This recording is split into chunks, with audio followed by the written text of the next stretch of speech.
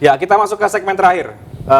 Saya ke Bang Pangi. Bang Pangi mau komentar yang mana dulu nih? Saya yakin kayaknya banyak yang mau ditanggapi yang tadi disampaikan oleh Mas Handoko. Iya, apa yang disampaikan Mas Handoko menarik. Apa pertanyaan dari Bang Rahat sebetulnya? Untuk apa Pak Jokowi melakukan ini kan gitu? Di satu sisi bilang presiden bukan urusan saya. Ini artinya buat lapangan datar.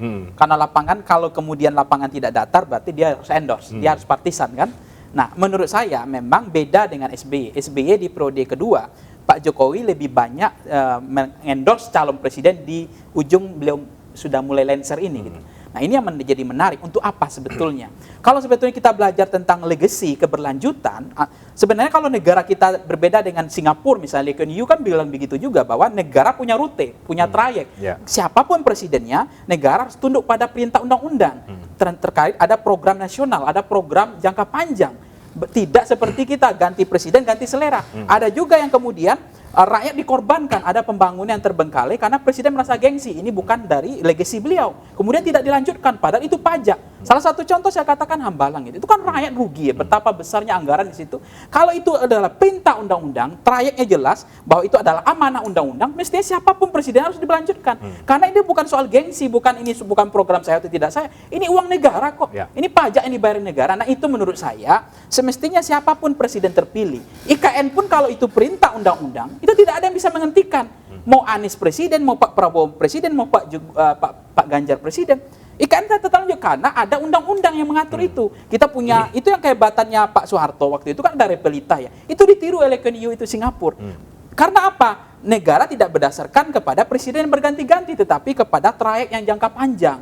Supaya negara itu punya arah, punya tujuan yang jelas. Itu menurut saya yang pertama. Yang kedua adalah kalau kemudian Pak Jokowi mengatakan mengendorse calon presiden itu penting untuk kedepannya siapa yang akan, ini menurut saya nggak relevan jadinya gitu. Kalau memang negara itu berdasarkan undang-undang trayeknya. Jadi seolah-olah kalau Pak Anies nanti banyak program yang tidak jalan, tidak dilanjutkan, gengsi politik itu dan kemudian yang membuat Pak Jokowi agak khawatir gitu, sehingga secara chemistry Pak Jokowi merasa restu ini harus jelas positioning kemana. Karena Pak Jokowi mengatakan lapangan tidak boleh datar. Tapi ada resiko Bang Rehat, ada konsekuensi yang berat. Kalau ketika Joe Biden di endorse oleh Barack Obama, itu dia tidak abuse of power karena dia tidak lagi berkuasa. Nah, yang menjadi riskan menurut saya, jangankan pilpres ya, ketika pemilihan pilgub saja atau pemilihan wali kota, efek apa omongan Pak Jokowi itu berpengaruh. Endorse saya mengatakan dari survei Voxpol kemarin bahwa seberapa besar endorse Pak Jokowi terhadap pilihan preferensi politik masyarakat, ada 20% mempengaruhi pilihan terhadap Ganjar gitu. Nah, kalau kemudian penyelenggara pemilu kita tegak lurus, menjaga profesional, akuntabel dan tidak boleh partisan, ini kalau ketika presiden memberikan kode ya, kemudian menyatakan sikap, saya agak khawatir di penyelenggara pemilu kita, KPU kita, Bawaslu kita, kemudian fitur-fitur kandidat atau fitur-fitur yang terkait dengan pemilu gitu. Itu lapangan tidak datar. Ini kelemahannya. Sehingga ada pemilu tidak fair gitu. Karena ada yang berpihak. Maka saya mengatakan Pak Jokowi dua hal yang diambil. Ada mazhab pertama adalah Pak Jokowi meyakini beliau harus punya saham terhadap presiden selanjutnya supaya beliau aman, supaya beliau tidak lagi menjadi bulan-bulanan, supaya program prestasi beliau diapresiasi. Yang kedua adalah mungkin saja ada risiko politik yang besar. Kalau seandainya dukungan beliau, restu yang beliau berikan salah dukung, apa konsekuensinya? Seperti Pak SBY. Pak SBY tidak terlalu mengendorse saja. Dia hanya menyatakan mendukung Pak Prabowo pada waktu itu karena Habib tahu itu, karena hanya perintah. Kalau dia tidak mendukung, maka dia tidak ikut sebagai peserta kan, itu saja. Itu saja risiko yang dirasakan oleh Pak SBY ketika dia tidak punya saham pada Pak Jokowi atau dia tidak membela Pak Jokowi waktu itu. Partainya bulan-bulanan. Tapi ada logika yang berbeda nih Mas Bang Pangi. Karena di akhir Pak Jokowi ini approval ratingnya masih tinggi. Ini kan sebuah fenomena tapi ya mungkin berbeda ketika di eranya Pak SBY terakhir. Ya, sebenarnya fenomena kalau approval rating, level confident bahwa periode Pak Jokowi level confident-nya naik, approval rating-nya tinggi ya, itu menarik. Tetapi kemudian kalau misalnya Pak Jokowi kan pernah juga bilang, saya akan endorse semua calon presiden. Saya akan berikan ruang gerak yang sama. Artinya ngatur napasnya tidak terlalu Ganjaris atau tidak terlalu Prabowo gitu. Itu mestinya. Karena dia memberikan porsi yang sama supaya negara nanti penyelenggara pemilu kita bisa netral kan, itu tujuan. Jadi Itu yang pertama. Anda mau katakan kalau kemudian Pak Jokowi ini memberikan endorsement terus-menerus, ini takutnya jadi tidak fair pilpresnya. Lapangannya tidak datar lagi. Tidak datar lagi. Karena Oke. ada potensi jangankan presiden, RT lurah saja atau PLT saja, itu dia bisa mempengaruhi gitu. Ya. Karena dia punya anggaran, Ya. dia punya program, dia punya aparatur, Ya, dia punya fitur Ya, gitu. saya harus ke Mas Handoko, gimana Mas anggapan? Ya, seperti yang saya sampaikan di awal tadi, makanya saya biasa-biasa saja saya katakan tadi bahwa Pak Jokowi semuanya apa namanya diajangi kok kalau misalnya orang Jawa itu. Artinya ketika ada acara satu momen dengan si A, si B, si C itu di endorse semua. Memang Pak Jokowi menjaga equilibrium itu, menjaga kesetimbangan itu gitu kan. Jadi makanya saya biasa saja saya sampaikan tadi Bos, bahwa apakah ini merupakan pertanyaan dari judul ini, apakah direstui Jokowi ini biasa saja buat saya, karena nanti akan muncul lagi Pak Jokowi sama siapa, nanti orang, wah ini yang direstui Pak Jokowi. Tapi kan Kita nggak pernah belum ke Pak tahu. Anies kayaknya ya. Ya, fakta politiknya belum, nggak ada seperti itu. Tapi yang lain kan ada, bahkan ngomong misalnya, ya itu tadi saya sampaikan ketika sama Pak Erlangga, ya ngomong Pak Erlangga, kan Oke. seperti itu. Jadi biasa saja kalau saya melihat fenomena ini dan tidak mengatakan apakah, oh ini Pak Jokowi pasti ngerestuin duet Ganjar Prabowo misalnya, ya terlalu dini lah, belum nyampe Oke, ke dan situ. semua dikembalikan ke bagaimana konstelasi partai politik ya. Iya, Bang Habibur Rahman, betul. Gerindra bagaimana memainkan peran sebagai parpol yang sudah membangun koalisi yang tentu tujuannya adalah mau memenangkan pemilu dan juga pilpres. Artinya kan semua kembali ke partai ini, kembali ke koalisi juga soal pilpres ini. Ya tentu pertama saya perlu bicara sedikit soal bagaimana seorang presiden yang akan diganti ingin memastikan keberlanjutan. Saya pikir itu hal yang manusiawi, hal yang wajar, dan itu hal yang universal di seluruh dunia seperti itu.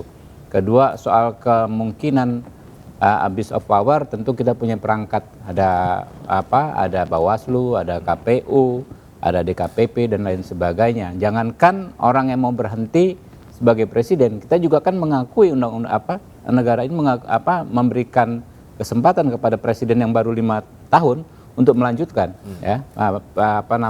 sebagai presiden. Itu saja boleh, apalagi sekedar menginginkan pemimpin berikutnya melanjutkan legasinya. Itu saya pikir hal yang wajar, tinggal bagaimana nanti perangkat kita memastikan tidak terjadinya abuse of power. Nah, Gerindra sendiri kami sampaikan bahwa sejak awal kita bahkan partai yang pertama mendeklarasikan capres. Tentu bukan sekedar hitung-hitungan pragmatis, dengan kita punya capres kita dapat kotel efek, bukan hanya itu, kita juga punya standar sendiri kita punya nilai-nilai sendiri, baik manifesto kemudian juga macam-macam yang kami yakinkan bahwa ini semua bisa kami perjuangkan lebih mudah ketika kader kami, ketum kami, ketua Dewan Pembina kami yang menjadi presiden. Ya, silakan orang lain menganggap itu pragmatis. Bukan itu sekedar apologi dan lain sebagainya Itulah perjuangan kami perjuangan kami sejak awal Gerindra tertib pada asas-asas kita ada manifesto, ada ideologi partai dan lain sebagainya yang memang akan terus dan sudah kami perjuangkan selama ini. Oke. Ke poin yang tadi Anda katakan soal pemilu punya perangkat-perangkat untuk mengawasi, jadi tidak mungkin ada abuse of power. Tapi tadi katakan Bang Pangi bahwa pengaruhnya Pak Jokowi ini kan kuat, jangan-jangan bisa mempengaruhi juga bagaimana KPU itu kan yang dikhawatirkan. Makanya selama tidak melanggar aturan-aturan tersebut Jadi kita nggak bicara hal-hal yang bias, kita bicara hal yang konkret, itu semua diatur. Ada undang-undang, ada peraturan KPU, ada peraturan Bawaslu dan lain sebagainya. Begitu ada melanggar ya silakan saja ditegakkan. Tapi potensi bahwa endorsement Pak Jokowi ini bisa membuat pilpres tidak fair, Anda setuju kita nggak tidak? usah putar-putar balik Saya sampaikan ada aturannya. Kalau melanggar aturan ditegakkan saja. Oke. Jadi ada perangkat-perangkat yang mengawasi begitu ya? Ya enggak, gini loh. Kita juga mengizinkan seorang presiden yang baru 1 kali masa periode untuk maju lagi. Ya kan, itu tentu lebih besar kemungkinan abuse of power. Tapi kan kita ada perangkat ketika melanggar ditegakkan saja hukum. Ada perangkat yang bisa mencegah itu, Bang Pangi. Jadi gimana? Iya, sebenarnya kan memang ada perangkat fitur, tetapi memang ketika presiden tidak terlalu partisan itu membuat seperti PSB di periode kedua itu kan. Jadi memang agak kebingungan juga bahwa Partai Demokrat pun tidak memaksakan bahkan melepaskan kan kadernya untuk memilih siapapun gitu. Sebenarnya endorse-nya Pak Jokowi itu kalau kita lihat ya dukungannya PDIP memilih Ganjar 45, kemudian Gerindra milih Pak Prabowo 40%. Tapi endorse yang paling besar dampaknya itu adalah justru memang ke Ganjar. Dan itu 20% tadi itu terbagi. Ada juga ke Pak Prabowo, endorse-nya Pak Jokowi itu berpengaruh terhadap Pak Prabowo ada. Yang kedua adalah begini Bang Rehat, soal kita apresiasi bahwa Gerindra dalam hal ini Pak Prabowo, PKB, kemudian Golkar, termasuk PDIP masih konsisten mengusung kadernya. Karena mazhab literasi kader ini menjadi penting. Ada dua hal yang menarik. Pertama adalah kader. Mengusung kader itu penting sekali. Supaya memang partai politik kita menunjukkan kelasnya. Tidak hobi mentakeover atau mengakuisisi kader orang. Bahkan menyebut-nyebut kader orang. Itu nggak ada kelasnya gitu menurut saya. Nggak menunjukkan peradaban yang bagus dalam partai politik. Nah, kita menghormati partai-partai yang punya kader ini, mengusung kader sendiri. Yang kedua adalah figur. Memang berbasis figur. Bahwa akan mengusung tokoh yang punya elektabilitas, popularitas, dan akseptabilitas. Figur menjadi penting penentu. Tetapi ada mazhab koalisi kita ini yang memang ada masalah. Koalisi kita memang cenderung berbasis transaksional pragmatis. Bagaimana menang, bagaimana figur yang diusung menang. Tetapi tidak ada kritik saya, yaitu tidak terlalu kepada programatik ya, kepada ideologi atau kepada legasi kebijakan seperti Partai Demokrat Republik di Amerika Serikat. Ini menjadi tantangan bagi partai politik kita. Koalisi kita ini tidak solid. Karena apa? Bangunannya atau lem perekat koalisi kita itu berbasis pada figur. Tidak berbasis, ayo sekarang partai politik buka ideologinya, programatiknya atau kebijakan semua koalisi berbeda. Ya, taruh di atas meja, kita diskusikan, sehingga itulah menjadi bangunan lem perekat koalisi.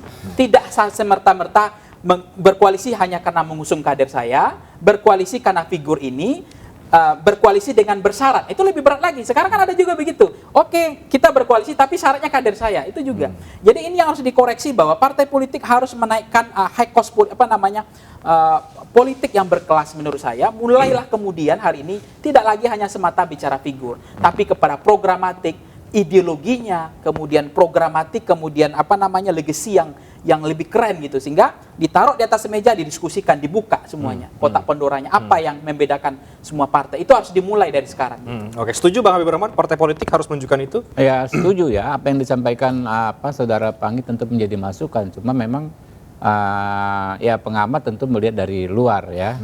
Kita juga melakukan dialog-dialog dengan semua partai politik, terutama dengan partai PKB tentang hal-hal yang sangat ideologis. Ya.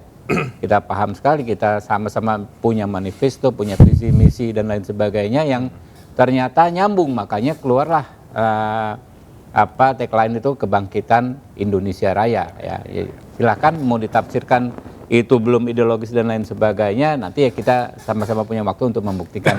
Ya, tapi terakhir, Bang Habibur Rahman, setelah muncul duet Prabowo Ganjar ini, apa yang kira-kira langkah-langkah politik yang diteruskan oleh Partai Gerindra? Ya saya pikir ini bagian dari dinamika ya, apa yang sudah kita lakukan tentu akan terus berlanjut ya,